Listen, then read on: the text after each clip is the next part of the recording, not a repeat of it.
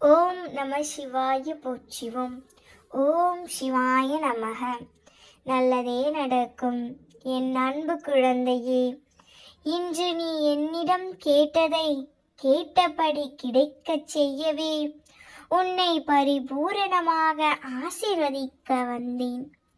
உன் வாழ்க்கையில் நடக்கும் நிகழ்வுகளை பார்த்து பயம் கொள்ளாதே.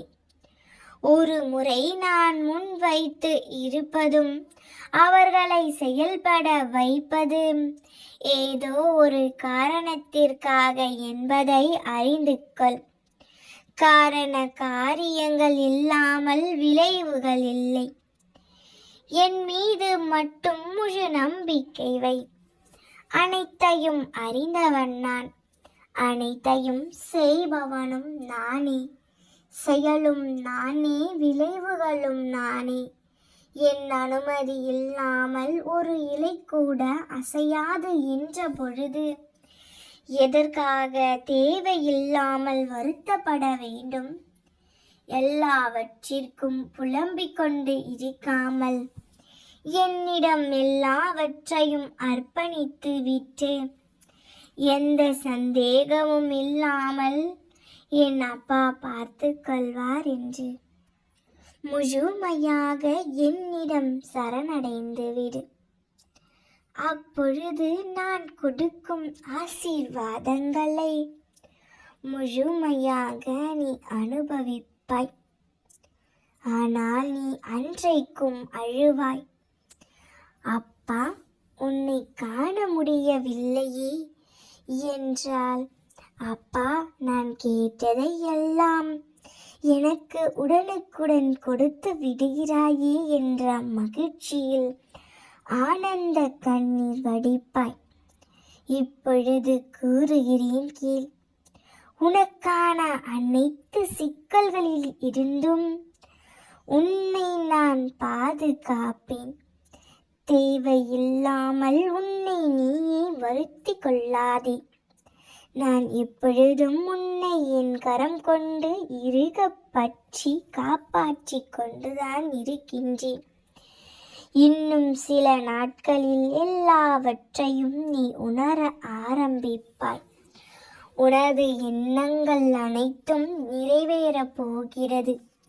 யாரும் இல்லையே, எல்லாம் தவறாக நடக்கிறதே, என்ன செய்வது என்று நினைக்காதே. உன் அப்பா நான் உன்னோடு இருக்கிறேன். எல்லாவற்றையும் ஒரு நொடியில் மாற்றி காண்பிப்பேன்.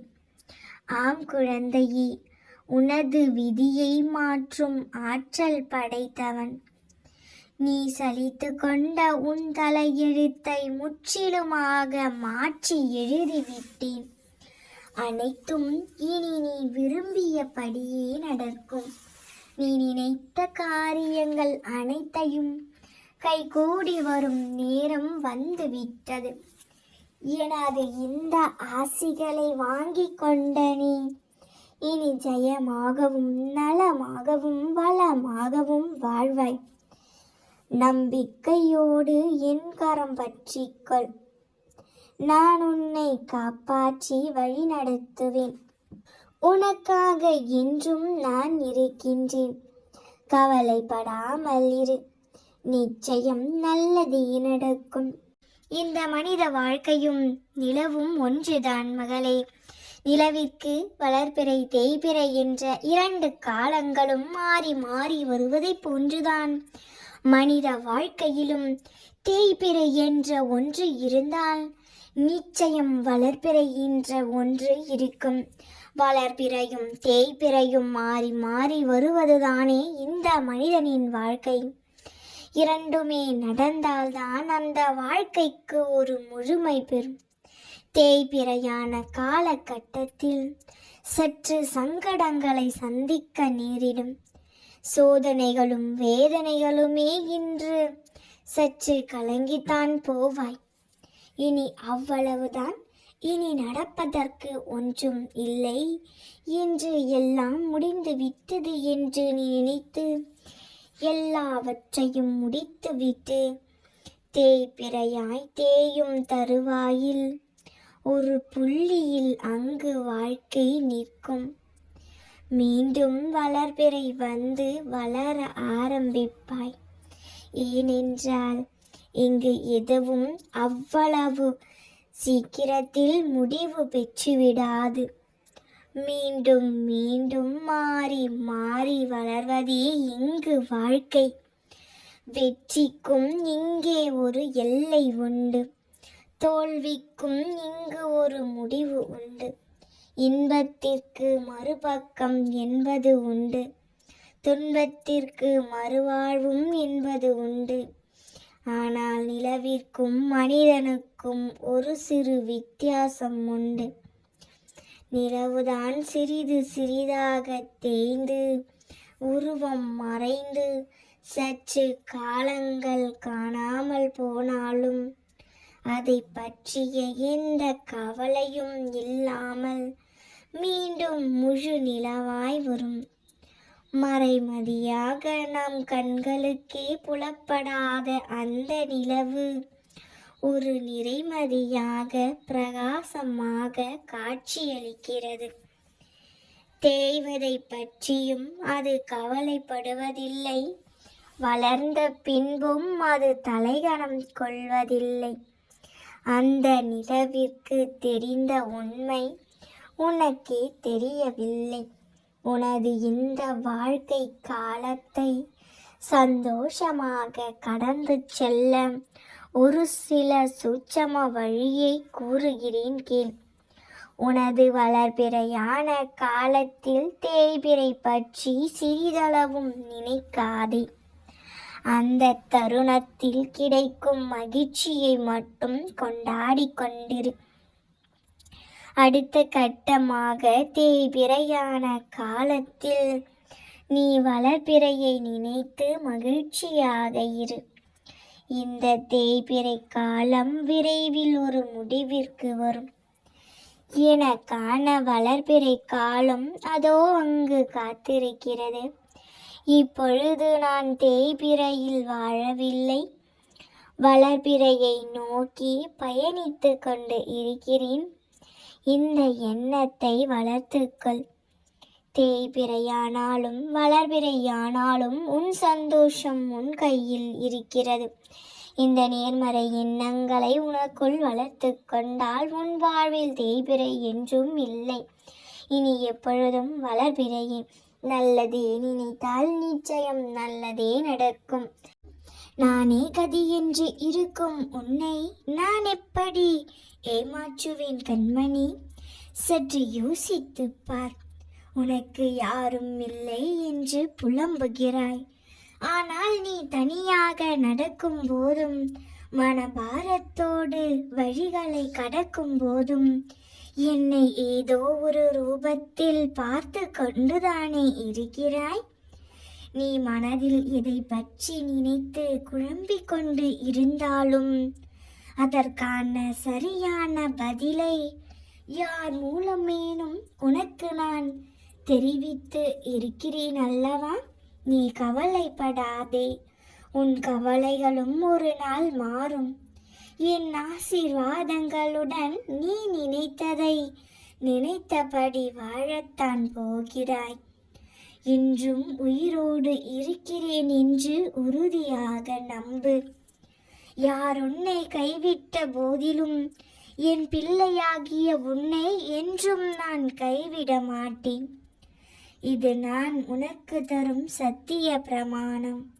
யார் எப்படி இருந்தால் என்ன, நீ எப்பொழுதும் என் பிள்ளையாக இருப்பாய். தனியாக நடக்கிறேன் என்று ஒருபோதும் நீ நினைக்காதே. உன் பாதை என்னால் வடிவமைக்கப்பட்டது. நான் உன் வாழ்க்கையை உருவாக்கியவன்.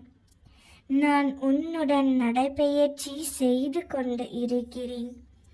நீ சிந்தும் கண்ணீர் மற்றும் வலிகளை நான் உணர்வேன். நானே மருந்தாகவும் நானே படைப்பாளியாகவும் இருக்கிறேன். எனது கண்களை சற்று உற்றுப்பார். உன் வலிகளை மௌனமாக குணப்படுத்தி உனக்கான நல்ல நேரத்தை உருவாக்கி கொண்டு இருக்கிறேன். சர்வ நிச்சயமாக இதுவரை நான் உனக்கு கொடுத்த வாக்குறுதிகளை எல்லாவற்றையும் நிறைவேற்றி தருவேன். இன்னும் மிக சில நாட்களில் துயரங்களை எல்லாம் கடந்துவிட போகிறாய். நீ நினைத்தபடியே, நீ விரும்பியபடியே, நீ ஆசைப்பட்டபடியே உன் வாழ்க்கை அமையும். உன் எண்ணங்கள் எல்லாம் ஈடேறும். உன் மனம் சந்தோஷத்தில் பூர்த்து குலுங்கும். என் வார்த்தைகளை நம்பு. நல்லவை எல்லாவற்றையும் நான் உனக்கு நடத்தி தருகிறேன். இந்த அப்பாவின் பிள்ளைகள் ஒருபோதும் தோற்பதில்லை. நம்பிக்கையோடு போராடு. இந்த அப்பா இன்றும் உன்னோடு உனக்கு துணையாகவே இருக்கின்றேன். நல்லதே நினை, நிச்சயம் நல்லதே நடக்கும். உன் வாழ்வில் ஏன் இப்படியெல்லாம் நடக்கின்றது?